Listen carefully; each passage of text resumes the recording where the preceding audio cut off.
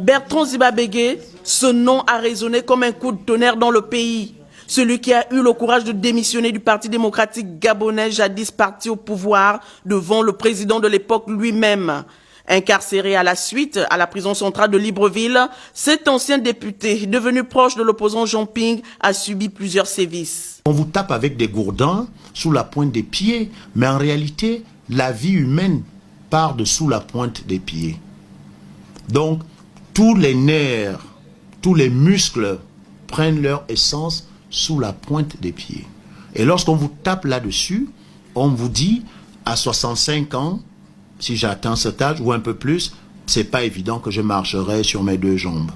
En 6 ans, il passe 6 mois et 3 jours en cellule d'isolement, c'est-à-dire dans une pièce de 2 mètres sur 2, et le reste du temps dans le quartier dans lequel sont orientés les malades mentaux. Quand un fou agresse quelqu'un dans la ville, tue quelqu'un ou poignarde quelqu'un, il est immédiatement envoyé en prison.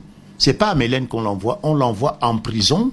Eh ben moi, Bertrand Ziba-Bégué, j'ai pendant 4 ans et 3 mois vécu au milieu des malades mentaux.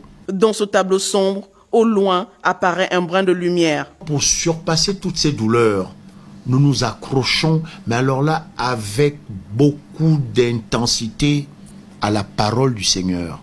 C'est pourquoi chaque prisonnier peut vous réciter au moins une dizaine de psaumes, une dizaine de proverbes, parce que nous avons en prison le temps de lire la Bible, mais surtout de la comprendre. Aujourd'hui, sorti de prison depuis 1 an, l'homme s'investit de plus en plus dans le respect des droits de l'homme en milieu carcéral.